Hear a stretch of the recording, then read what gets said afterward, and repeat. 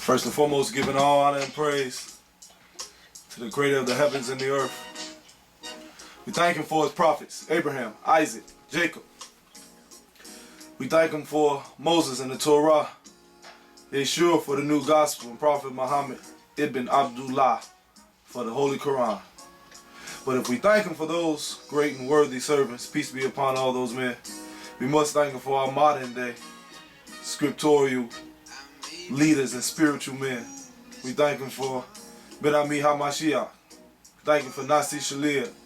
Thank him for Prince Isiel ben Israel, the most honorable Elijah Muhammad, his true and greatest student, Honorable Minister Louis Farrakhan, and all the men and women who out there seek truth, justice, peace, and equality.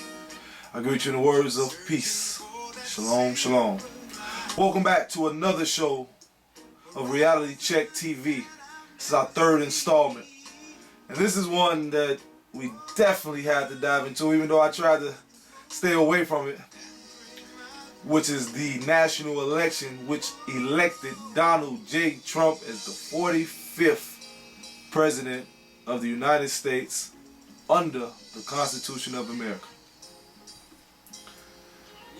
First, before we get into our subject, I want to welcome my longtime brother and friend, the man with the master plan, the guy to keep me on point, Daniel. Daniel, give a couple words to the family. Shalom, shalom, black family. What's going on? Peace and blessings to everybody. Just checking in. I'm definitely glad to be here. I missed like a week. You know, I've been working, doing a lot of things here, but everything's still coming together, so I'm definitely glad. It's a pleasure and a blessing to be here and to be able to witness and be a part of this. So let's continue to, bring these blessings. Yeah, we definitely got to continue to keep building, brothers. And all those viewers and watchers out there and listeners, we're going to eventually, ideally by December, have this a live broadcast where you're able to call in, voice your opinions, add comments, ask questions, be more interactive. But until we build up the viewership, first we want to make sure that we're putting out decent content and people are receptive to it, that you may even want to call in and participate, and this is something informative or constructive in your daily lives and you're benefiting from it, then we can have something special.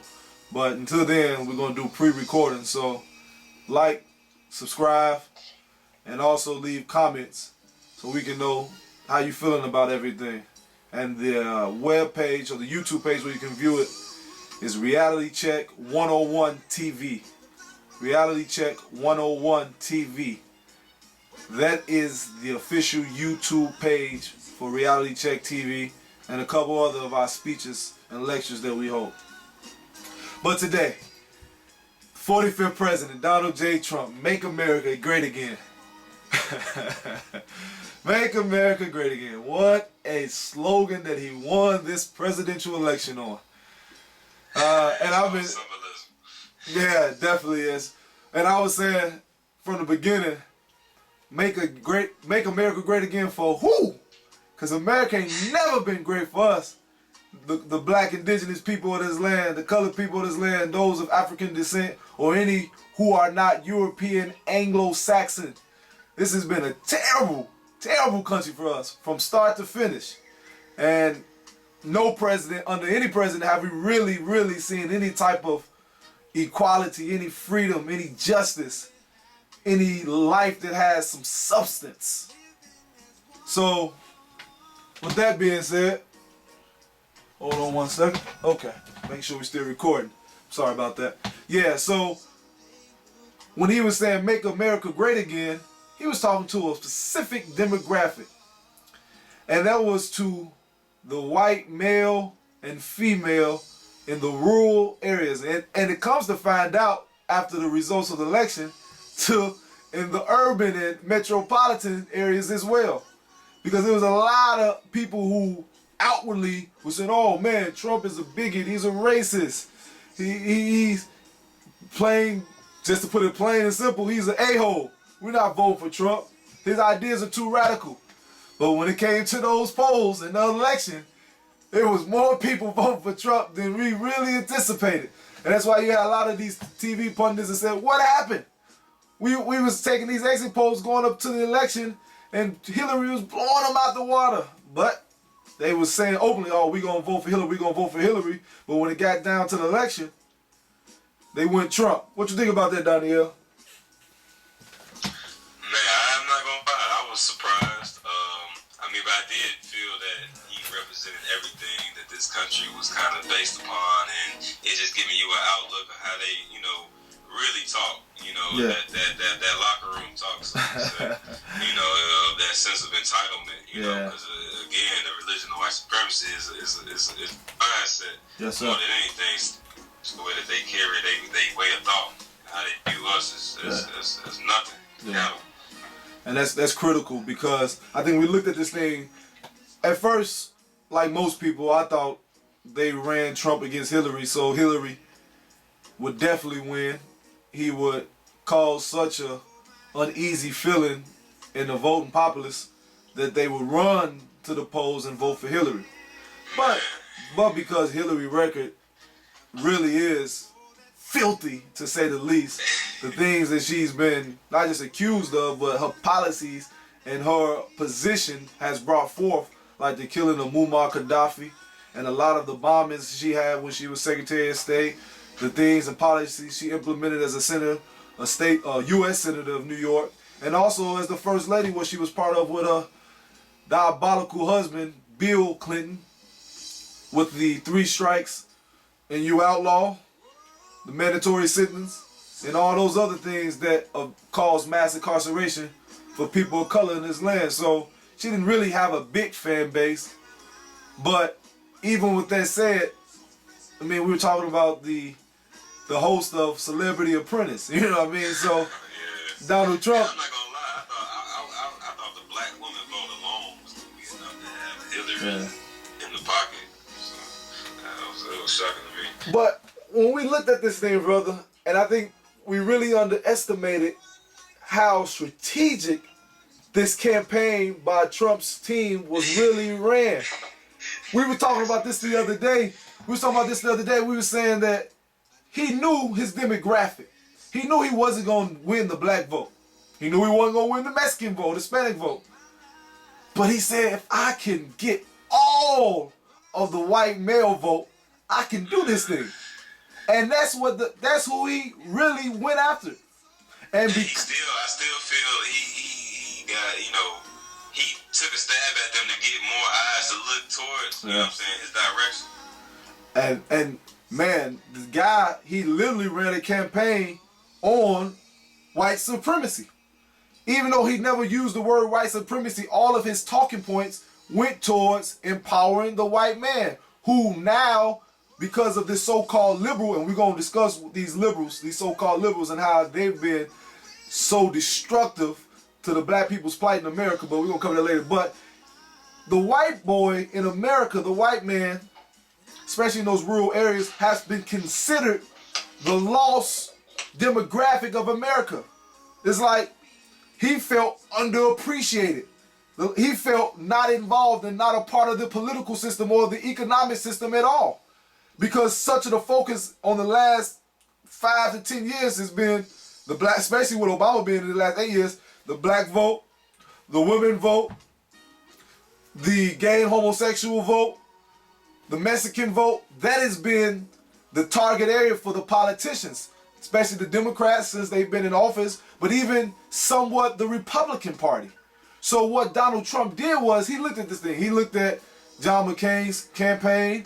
He looked at Mitt Romney's campaign. He even went back to 2000 and 2004 and looked at George Bush's campaign. He said, how can I use some of the success since I'm running under the Republican ticket, but at the same time build off of the mistakes that they had and allowed them to lose the political election and the presidential election. And he said, man, I'm going full-fledged white supremacy. I'm targeting the downtrodden, the ostracized, the demonized white male in America. And that's the position he took. When you really look at it, it was genius. Because we thinking it was just the hillbilly, the guy in Iowa, in Idaho that was going to vote for Trump. And we didn't really think they was going to vote for him because it was such a disconnect in lifestyles. We talking about a billionaire white boy that flies in this big old private jet, you know, own companies and casinos and hotels and apartment buildings all over the world. How can he relate? But the talking points that he used, the rhetoric that he used, even if it was outlandish, even if it was so off the wall, it resonated with it because he represented not being part of the establishment. And that's what that demographic is looking for. They want to get far away from this oligarchy, this totalitarian governmental experiment that America is starting to really enforce through the Council of Foreign Relations, through the Bilderbergs, through all those different political groups, what you want to call Illuminati, whatever you want to call. The IMF, the International Monetary Fund, which still governs America deeply. The World Bank, which is headquarters in New York. So I'm saying, when we looked at all this stuff, they wanted to move away from that, and that's what Trump represented. And what they did, like we said, but he also was able to galvanize the white male vote in the urban cities. When you look at it, Hillary really only won out of the major states: California, New York, Illinois. Everything else in the middle was all Trump. And she only won those states by the major cities in those states, like LA, Oakland, San Francisco, and California. But outside of those major cities, that was all Trump. New York, she got New York City, you know, two other, Albany, New York, those big cities. But outside of that, it was Trump. Illinois, Hillary got Chicago. But outside of that, you go downstate, Illinois, it was Trump. Man, you know who waiting for you down there. So I'm saying, when you really look at it, man, it was strategic. It was somebody got a raise. I ain't gonna lie. Somebody got a raise to sit down and brought that to the table. And it brings up two different elements I think that we really gotta consider. One, we know firsthand that Hillary and Trump really are no different. Trump still represents the same interests that Hillary do because they represent a system. Let's say that first and foremost. So all you Democrats, liberals out there that's mad that Trump got in office because of his rhetoric, that's the only thing you really mad at, is rhetoric, because his policies, once he starts to implement it, are going to replicate. Okay, what you said, brother? I'm sorry, brother. I just wanted real quick. And it's not even that because it's his talking points, but it's going to be a lot of going on. It's a lot of people just scared. Yeah. You know what I'm saying? That is if they wouldn't worry anyway. But they really are afraid, you know, and really think that something's about to happen to them. Like, you know, they, I don't know, just totally discrediting themselves from the jump. Yeah. Well, when you look at who's really in the streets doing the protesting right now, it's the young, millennial, and 30-year-old white type of liberals that's really out there protesting right now. And they're not protesting because they really feel the election has been pulled from them or rigged or anything like that. They just finally realize that they don't have the power that they think they have.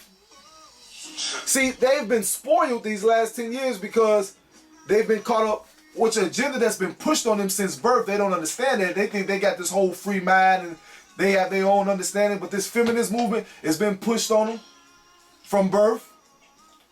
This homosexuality movement has been pushed on them since birth and all this other stuff. So now they think, because that's what they've known since their inception in this planet, and especially in this government of America, that that's what they innately came up with versus what's been implanted and seeded in their very mind and their psyche to think, to push an agenda for this American government, ultimately the world.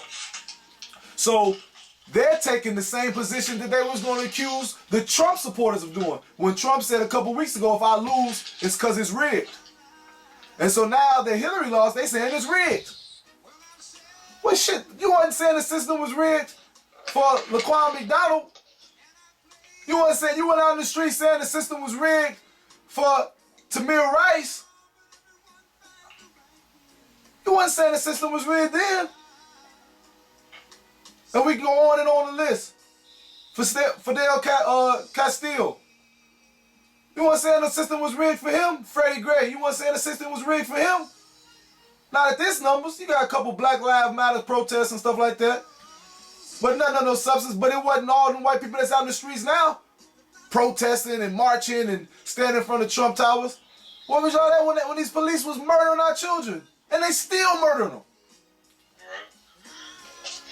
Come on, now. You seem real. That's the first thing they said. They for equality, for equality for brown people and all the races. No. But like you said, they ain't out there. They ain't outside protesting. Listen, they not for no equal. They are hypocrites.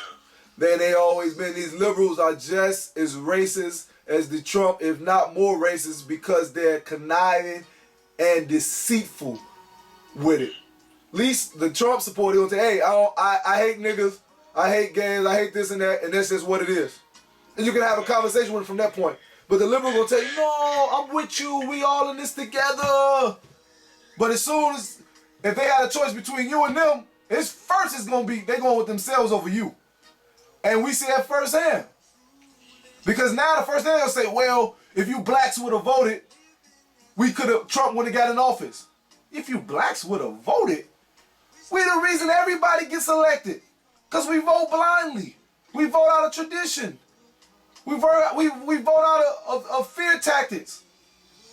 We vote out of a lack of understanding and true education of self.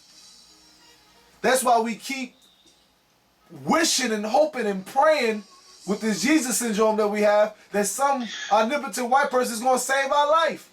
Or in the case of the last 8 years, some omnipotent black person with a white soul is going to save our lives. I'm sorry I got to talk like that, man, but I got to talk straight today, man. You don't want no real change. So they say, you happy, Trump? It don't matter to me. Because what worse can we face? We done been slaves.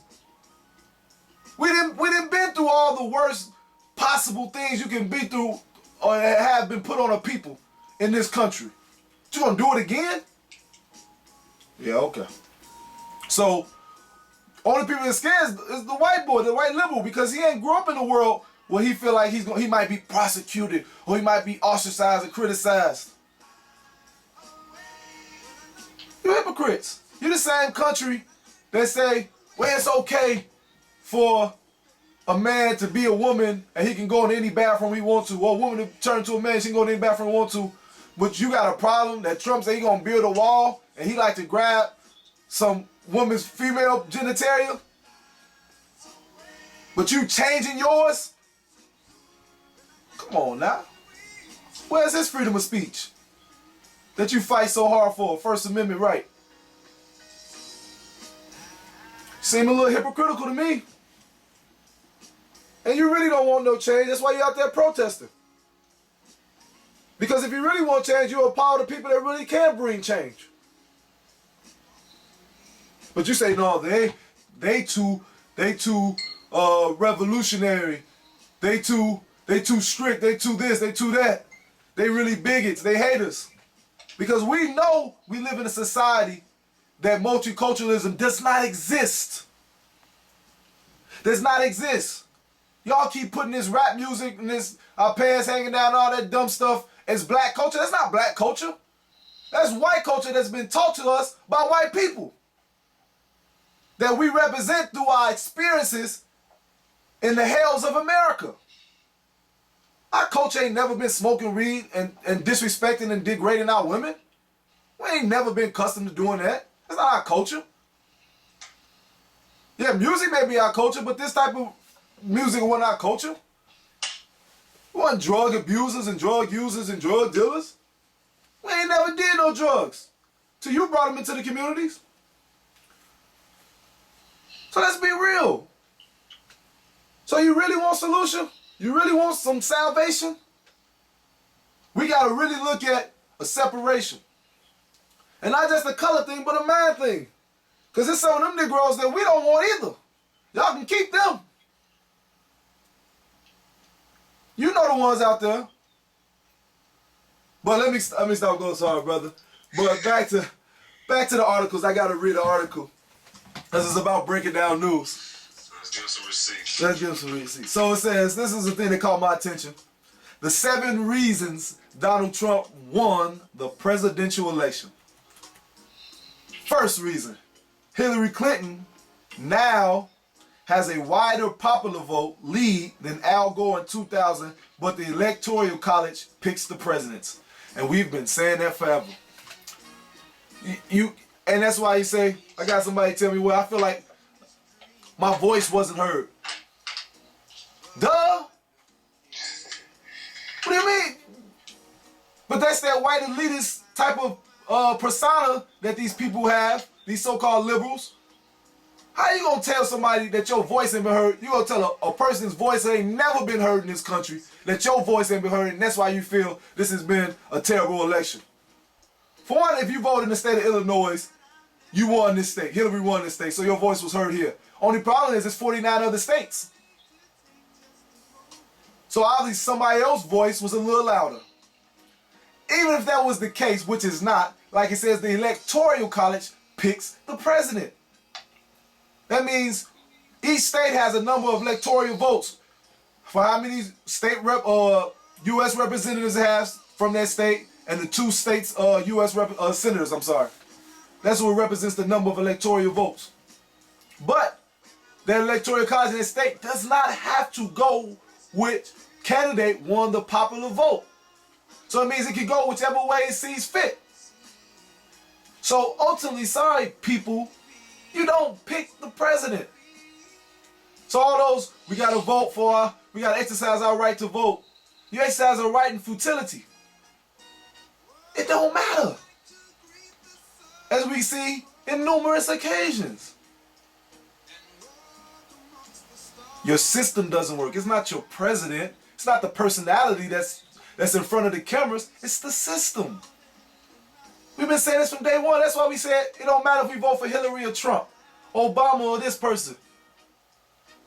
Hell, if I run for president, you probably gotta look at me sideways. If I'm running for the president of America. But if I'm talking about building a whole nother outside America, then okay. But if I'm running for America, the president of the United States of America, look at me sideways, because that means I didn't got a part of the system as well. Second, the overall turnout will be about the same as 2012. So this was a big misconception now. Said a lot of people didn't vote. This is what it said. A lot of people didn't vote. But in 2012, 129.2 million people voted. This year, 128.5 million people voted. So it really ain't that big of a difference in total turnout. Goes up saying this media keep telling you lies. Reason why Hillary lost because a lot of people didn't vote or a lot of black people. No, people voted. But they picked who this government wanted to pick, which was Trump. Sorry.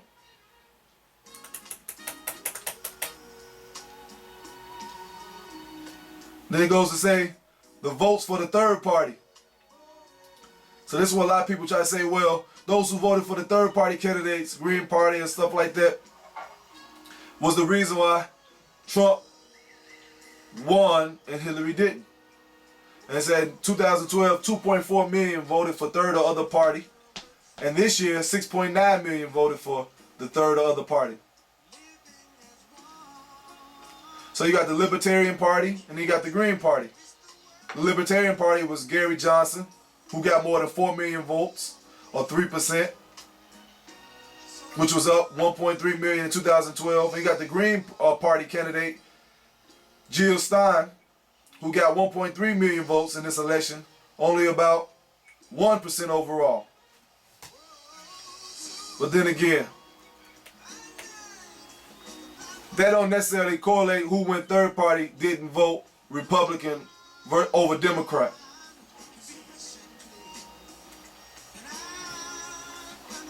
So these are misconceptions. So just as we look at these reasons, I want us to break it down with those who have a spiritual and critical eye and an eye of discernment. These numbers are there to distract you from the reality. And those who are conscious, hopefully this Donald Trump election gives you another perspective that you have to take your life in your own hands and stop depending on a system that was constructed for your very demise. Teach. You can't keep thinking that you're going to be a revolutionary, you're an evolutionary, you fight against injustice and you fight against establishment, and you keep crying every time the system that you know that was built to destroy you, the same system that built slaves, that built its whole profit and its whole establishment off slave labor, off the degradation and exploitation of people of color, all of a sudden he's going to start doing things right. All of a sudden he's going to start doing things just. What are you talking about? Let's be real about this now. Oh man, we out our mind, brother. We gotta put it back in our mind. I don't really know what people think about. Continue, brother. I'm enjoying this. Number 4, Clinton did not fire up the Obama coalition. Clinton got nearly 5 million fewer votes overall than Obama. Well, Hillary tried to get the Obama coalition because she was so pandering to the black vote. She brought up the big guns. She brought up Beyonce and Jay-Z, the hip-hop royalty, you know. Man. I was joking with my sister, like, man, she probably at the house now, like, man, I know I should put up there. They probably like, we told you that. You have to go do that shit up to you. They like, man, we told you not to go up there and chuck it and job with them niggas, man. She bet she looking now like, I wish I would have stayed and gave a little more attention to my people. Man, she could have stuck with her super predator. You probably was better off with the super predator. People liked you more then. At least we knew where you stood, and then the white people liked you more too. Man, it just wasn't authentic, man. It wasn't authentic, man. Mary J. Blige video. That's hilarious. Shout out to Rick for that one. He put me on that, but that song is hilarious. Pandering. There's a lot of cooling going on. There's only so many coons you can get, Hillary. But the reality is, we gotta go back to it, that you don't pick your president. So look at this. If this is even more indicative to how you don't pick your president.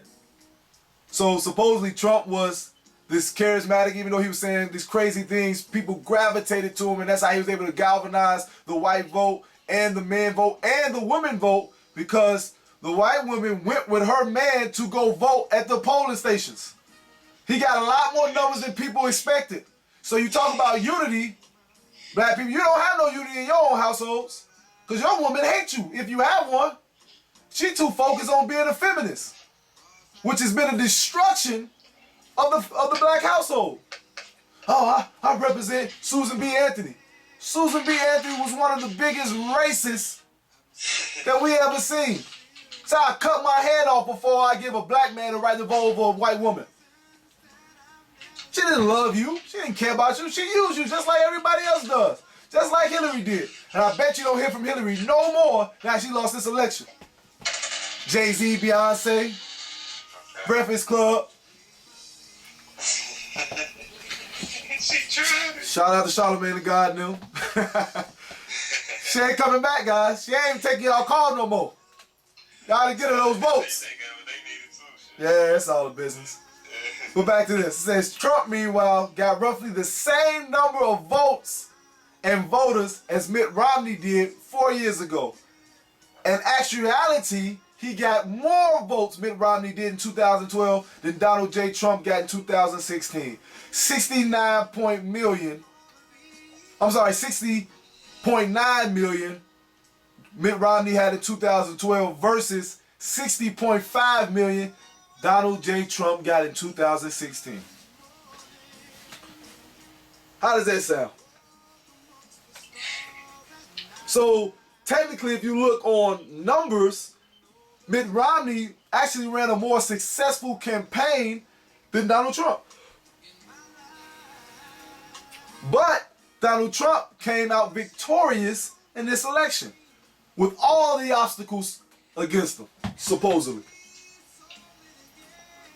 We're going to something a little different in this next couple 4 years. And it ain't just because Donald Trump won the presidency, and it ain't nothing that he's necessarily going to implement.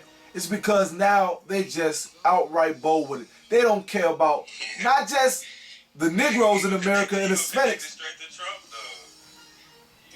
Yeah, you gonna, because you're stupid. You don't pay attention to nothing. You don't know that it's the head of the CIA, it's the head of the NSA, it's the head of the Naval Intelligence, it's the head of the Department of Defense, it's the head of Homeland Security. They all run their own autonomous organizations that a lot of times the president has nothing to do with at all. And they're wreaking havoc all over this country and this planet.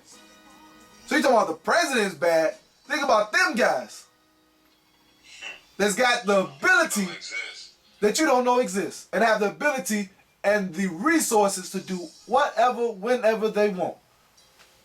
They taping this right now. They watching this right now. Figuring out the threat that we possibly could be. But you focus on Donald J. Trump, which is just a smoke screen. And this was a great smoke screen they put up. Because now everybody focused on him. They going to hit you with the underlay for the overlay. Man, this was so strategic. But when you really look at it, when you step back and look at it, 2020 vision, it's like, damn, this was really the only way to do it. And when you see the next couple of years what they're about to implement in this country, martial law, curfew, starting here with Chicago, which is the epicenter. So if you control them niggas in Chicago, you can control the whole country.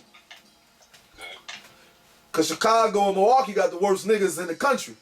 Because Milwaukee niggas come from Chicago.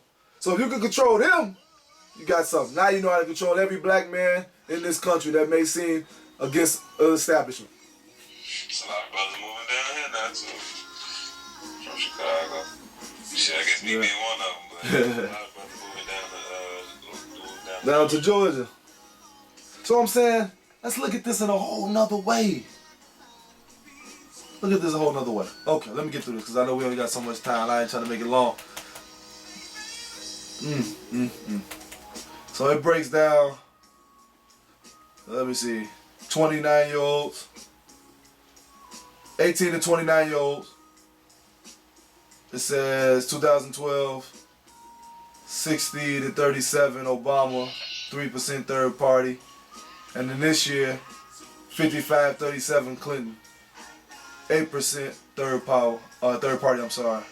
Latinos, Obama got 71 to 27%. This year, Hillary Clinton got 65 to 29%. Black votes,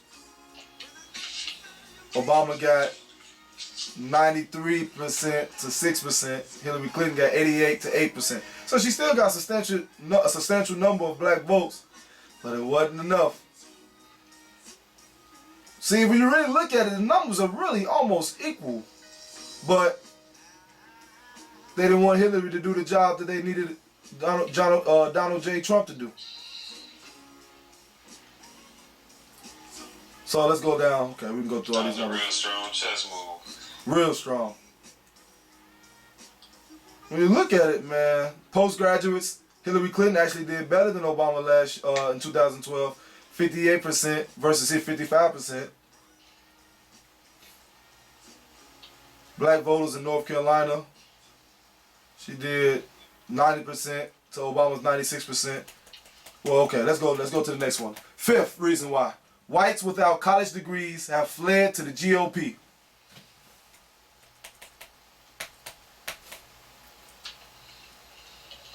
So, it says the breakdown.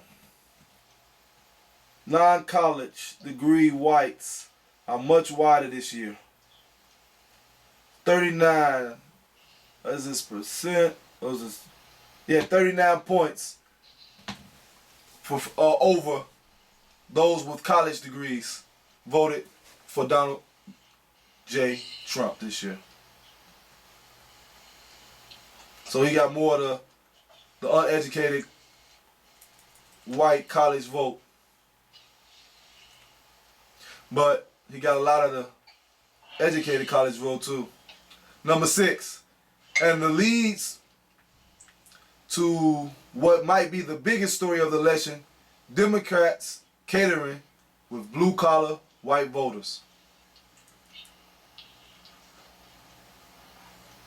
So what they saying is, let me read this article. It says Iowa and Ohio went by huge margins for Trump. Almost 10 points in Iowa and 9 points in Ohio. Trump won Wisconsin and Pennsylvania by less than 1 point. Leads in Michigan by even a smaller margin. And lost by less than 2 points in Minnesota.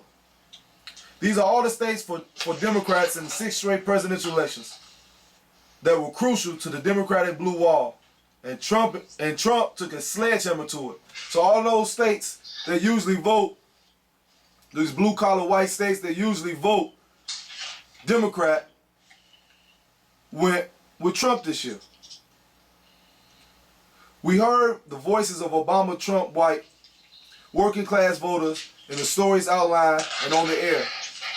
But they never registered in big enough numbers, in public or private, nonpartisan, Republican or Democrat polling before the election, to show that Trump would win was apparent. Take a look at the vote shifts among the white working class in some key states. So these are the police officers, the fire, patrolmen, all these blue-collar workers that were not openly voting or saying they was voting for Trump, like we said earlier, but end up voting for Trump at the end. Because a lot of things Hillary just was not clicking with these men. Because ultimately, a lot of these white people are really still racist. That's why I said I appreciated Trump, because he tells you how he feels. But these guys who are your police officers, who are your firemen, and so forth and so on, these positions, public positions in these governments and states, that actually we have to deal with on a day-to-day basis, who have outwardly expressions of, oh no, we're not racist, we're just doing our job, but inwardly they are. Because if you vote for Trump, whether you admit it or not, you didn't vote for him for his strategy, you didn't vote for him for his policies, because in a lot of cases he wasn't explaining his policies. He wasn't saying his strategies. I'm going to build a wall. I'm going to kick all the Muslims out. He was giving talking points. And those talking points was based on racism, discrimination, bigotry, and separation. And these brought out a lot of the sentiments of a lot of the white people in this country who said that they don't believe that America's still racist. And racism don't exist no more. Yet and still, it's first time somebody brought up the feelings that they had buried deep inside of them because they had to hide it because of a black president for the last 8 years and the possibility of a white female president for the next 4 years, that they couldn't outwardly express it without being ostracized and criticized or maybe even fired, even though we know that's not the case, because if you could shoot black kids in cold blood, lynch them, because a lynching is just a killing. So if you can lynch black youth, 12-year-old youth, and not get incarcerated, then you can say pretty much anything. So, but yet still, a lot of them were skeptical. But now that they got Trump saying the things they say, man, we voting for this guy so we can come out of the closet and express who we really are. So it was a no-brainer for them. We're going Trump all the way. And that's how they came out and voted. Yeah, it was a lot of black men as well for the Trump vote. Oh yeah. Different type of demographic of black men. They have their different reasons, but I definitely talk about it at work. Yeah. And it's, I just want to say out his mouth, he said he would rather do that just so he won't have no in a position like that. What's that? Say it one more time. He said he would vote for Trump or rather have Trump as a president because there ain't no way he would vote or want to have a woman in that position.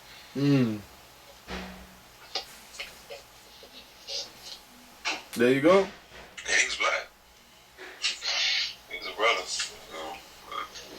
He said that out of his mouth. if you're gonna be, see, the one thing about Obama, even though he represent America to the T, the guy, he was, I mean, for us, he was magnificent. We thought spoke well.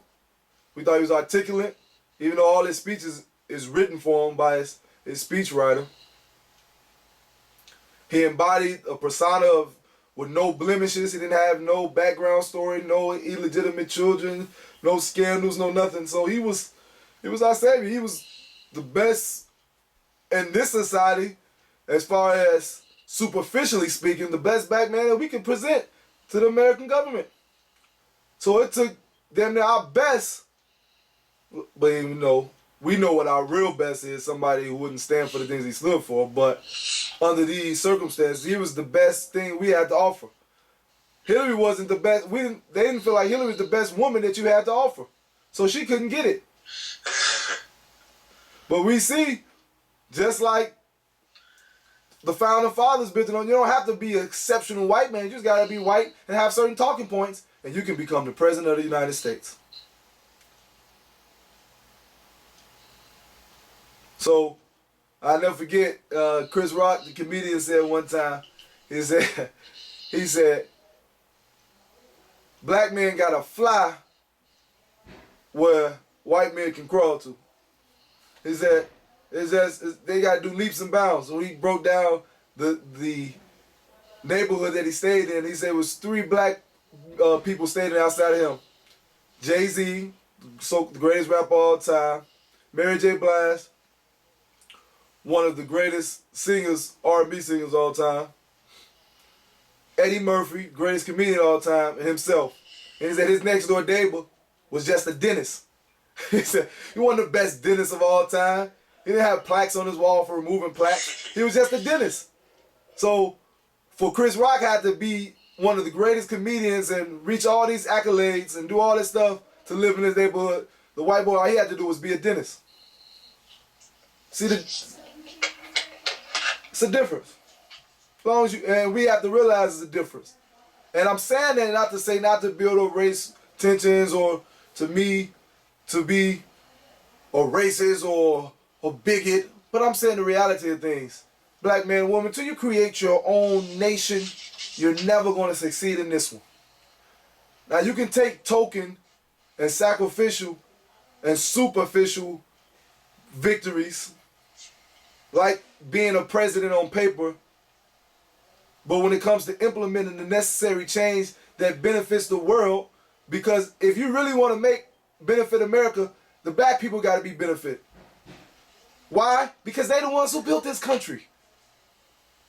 So you can keep going around it all you want to, but if you don't realize the fact these are the architects, this is the labor that created this establishment, which is America, who made you a world power, who made you a global power, who created hegemony for you on this whole planet. If you don't give credence to the people, not just that gave you the idea, but also the labor and the infrastructure on how to create this, and now they're at the bottom of the totem pole, now and then, and there's no way of getting up, and you give them these token victories.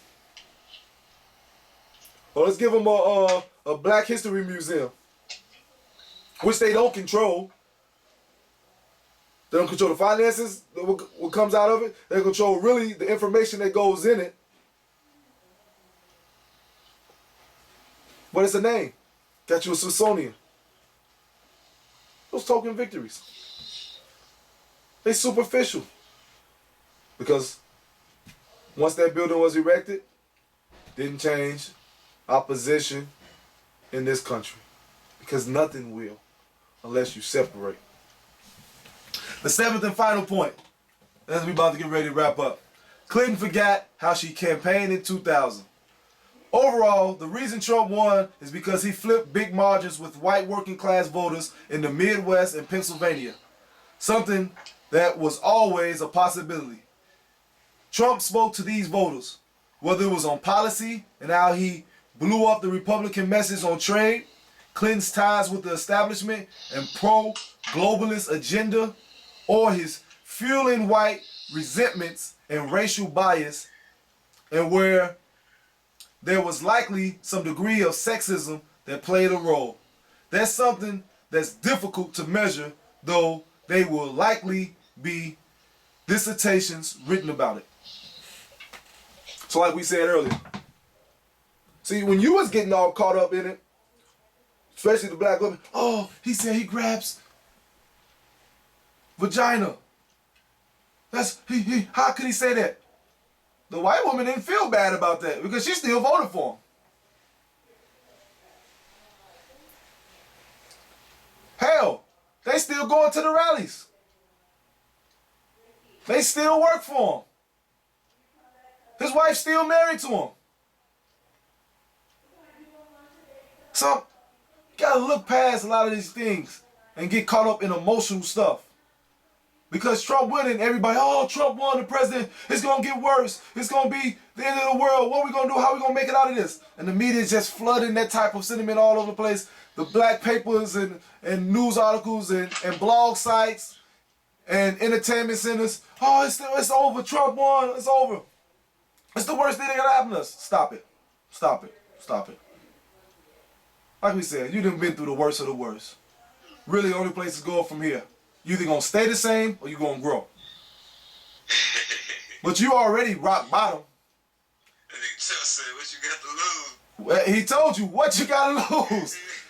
The guy told some truths, whether you want to get mad at him or not. The guy told some truth. He said, black people, you might as well vote for me. I'm not gonna do nothing for you, but what you gotta lose anyway. What you gotta lose, man. Right. Ain't nobody else did nothing for you. He ain't gonna pay niggas no mind. Ain't nobody else did nothing for you. He finna get that shmoney. And ain't nobody else will do nothing for you. No. Why would they? You scared and afraid. Trump president, what we gonna do? You gonna start panicking? Somebody ain't going back to Africa. I seen people, this one dude had made a video, right, on social media. He in the garage putting paint, white paint, all on his body. I'm talking about real paint. He putting it on, like his whole body white. He talking about, he said, hey man, he said, this bullshit, man. He said, I ain't going back. He said, I ain't going back to Africa.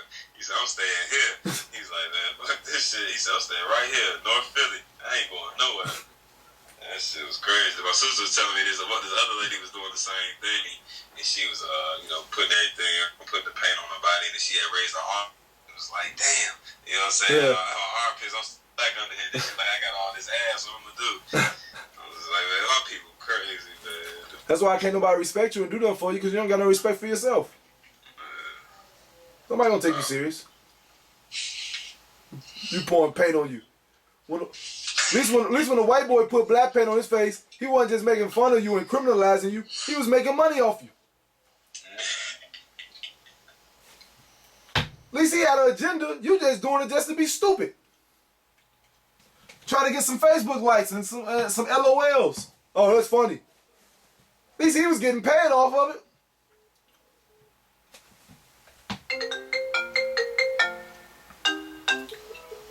At least he was getting paid off of it. My apologies. I guess we got cut off. They couldn't take no more.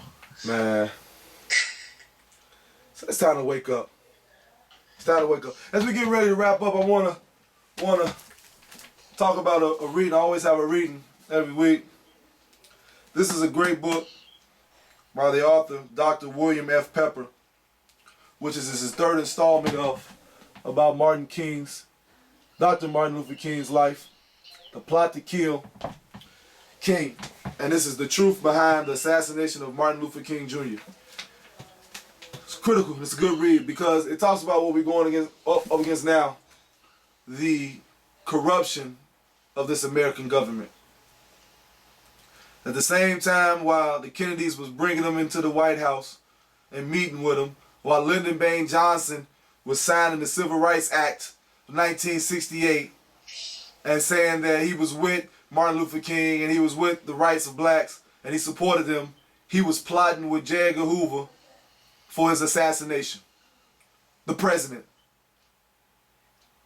Lyndon Baines Johnson, the same one who was signing the Civil Rights Act, at the same time was putting a plan together to kill Martin Luther King. For a number of reasons. One of the reasons that him and Dr. Benjamin Spock was going to run a political presidential campaign. And he had a real chance of winning the presidency. If it was going to be legit, he would have. And if he didn't win, he would have still got enough support that he would have been able to do whatever he wanted. And that was something they couldn't allow to happen. So, it ain't Trump, it ain't Hillary, it's America. And you know why it's America? Because it's you. All you out there that say you won't change, you want a difference, you are the same part of this system that makes it sick and degenerate and that keeps us in the cycle of degradation and disdain and hate that we go through every day. Now you can say, Brother Yusuf and Brother Daniel, you add to it because you're talking about separatism. Well, it seems like that's the only solution. That's the only solution. We can't be valuable to no government until we learn how to govern ourselves. We can't be valuable to no society till we know how to be civilized amongst ourselves. We can't be part of no multiculturalism if we don't have no culture ourselves. So all we doing is replicating something else. And in our replication of that something else, it's bringing forth our own destruction. And that's why we have no unity, therefore no community. So all those somehow we got to do for our own community, you don't have no community. You can't have no community in somebody else's house. They'll say, oh, this is my room. The kids say, this is my room, mama. Yeah, but I pay the rent. I keep the lights on and the water. I bought the furniture in here. So you gonna tell me this your room? Cause you laying here? That's what black people doing in America. You saying this your neighborhood, this your community, but you don't do nothing to be self-sufficient, self-sustainable, and self-governing. You a hypocrite. You just as bad as Donald J. Trump. So if you really want to make a change, let's make a change and let's build our own. To hell with Trump, to hell with Hillary, to hell with this American politician, political system and construct. Let God be our president, and I ain't talking about no religious and no spooky sense, but I'm talking about truth. I'm talking about righteousness. I'm talking about compassion, concern, love, care. Let that be your president. Let that be the governing sovereign in your land and in your lives. And see what type of change you can ultimately make. And then we can have a serious conversation about being and interacting with other nations and other people. Because we won't be easily influenced and therefore controlled. Brother Daddy, anything you want to say? Yes, sir. I mean, well, in closing, definitely was a powerful message. I'm glad I was able to tune in and be a part of this again. It was a wonderful experience. And I just want to extend peace and blessings to the Back family out there, and to all the ancestors and elders paving the way back to the light. And and just to sum up again everything you were saying, this is a measure of voting for ourselves as the head of our lives and our families. They kind of up and down as they may seem, but we need to focus on repositioning ourselves into our power. And there's opportunities and jobs and more, kind of more than ever, just for us to create a market and create a network for ourselves. And then also I want to send a shout out, to my brother Brett Jackson out in New York and the Black Report. He got some What a Time to Be Black t-shirts. And you can cop those at theblackreport.com. So that's pretty much it, man. Peace and blessings again. Definitely. Shout out to Brother Brett out there in New York. We coming to see you soon, brother. I hope you're watching our videos and you spreading the message around. Also, thanking all those again who paved the way. The Honorable Elijah Muhammad, the Minister Louis Farrakhan's, the Malcolm X, the Martin Luther Kings, the Prince ICLs, the Ben Amis, the Marcus Garveys, the Kwame Nkrumahs, the Nat Turners, the Sojourner Truths, the Patrice Lumumbas, Thomas and Carter's, all of them brothers and sisters who gave us a foundation and footing to go forward. There's so many others, I can't go through all the names, but those, the Spirit knows you out there, and we know you out here, and we represent you every day. And even those brothers in the present, too. I got to tip my hat to the Killer Mikes, and the David Banners and the Tariq Nasheeds, the Umar Johnsons, because that's still, and add to that equation, because it's like, we that bridge, again, from going from digging in the crates and being a chance to, interact with live elders, but still have that connection back home, back with the streets, what I'm saying? And the brother Tony Muhammad's, my brother Raheem Shabazz with the elementary genocide videos. I mean, it's just, and those are just things that kind of also motivate me as well, It's like we can look to that, connect with that as well a little more. It's more tangible, it's real, it's action, it's live, it's now, so, man, what a time to be black. What a time. Also, shout out to Brother Nuri Muhammad and all those brothers at the Nation of Islam. We're a family, and that's the thing. We gotta, as they talk about, Trump says in his last tweet, said, this proves to be a great time in our lives of all Americans. We will unite and we will win, win, win. But that should be what we need to do. We need to unite, and we need to put a strategy, and we need to have a criterion on how to go forward and how to conduct ourselves. And we got to have codes, like Tariq Nasheed always said. We got to be on code and understand what these codes are and how they can save our lives and ensure the success of our progeny, our children. So definitely a shout out to that. But we just also, man, my bad too. I want to give another shout out to my brother Divine Prospect, and definitely. Shalom. RBG Hebrews out in Atlanta. We gotta definitely build. But yeah, brother. So that's what it is. And also, for looking at Trump, look at his cabinet members. Look at them guys around him. Some big time racists. Mike Pence, that guy's rough. Rudy Giuliani, Chris Christie. These guys, man. Hey, they finna run up a bag though, but at the same time, man, again, I just don't us to get lost in the mix of this stuff and still try to dig in and get this information. Like even now, paying attention more than ever and creating that code, and also reaping a little benefit. We need to reap from this resource, and continue to work on that internalization of this heartbeat. It's already put out into the universe because the heart is beating. So it's just trying to put the body around it. Absolutely.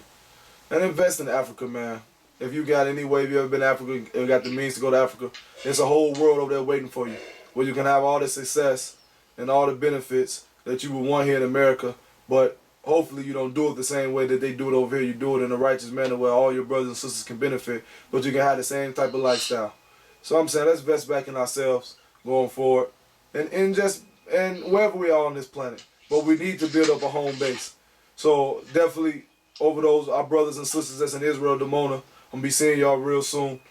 Definitely, we gotta understand that we got a community over there in Israel, and even though Israel outwardly is a white European state, a racist state, that we hear a lot of bad things about, it's still great people in that land, and it's still a conscious, God-fearing community that's building and representing the standards and the statutes of life, love, truth, equality, and justice on this planet. And let's build with those brothers and sisters and give them the support financially, spiritually, mentally, and even physically if we can get over there to help continue that great work. So shout out to the Kingdom of God, the Kingdom of Yah over there in Israel, Dimona, and throughout Israel. And I guess we're going to get ready to wrap this up. Any last words, bro? No, man, that's pretty much it, man. That was beautiful. Let's just continue to keep putting in the work. Definitely keep doing the work. I love you, brother. Peace and blessings. Love you too, brother. And definitely we coming up with the next class. It wasn't held this Friday, but it will be this upcoming Friday. What's next? I will be doing another web stream next weekend. Try to do it Friday evening after the class. If I don't, definitely Saturday. Trying to get down to Atlanta Saturday too to do a class. So if you're down in Atlanta, definitely come check us out. We're going to have more information as it goes out throughout the week. We're going to post something hopefully on my brother Daniel's Facebook or Instagram page. Coming over with some more information down there in Atlanta. But definitely Friday evening, we're going to be up here in Chicago doing a class on what's next. And it's just putting a strategy together on how we go forward and build collectively that all the people can benefit from. So with that being said, I thank all those who tuned in. Could have been any other place in the world, but you decided to be here, and that's something that we do not take lightly. And for all those who've been bombarded with all the lies and deception of the media, this is a reality check. So now that you can see that whisk the truth from the falsehood, from the deception and the lies. So let this be a reality check, that you don't have to go back to lies and deception, and you don't live in the darkness no more, and that you come into the light. So I leave you as I came, in the words of peace. Shalom, shalom. Shalom, shalom. Peace, peace, peace.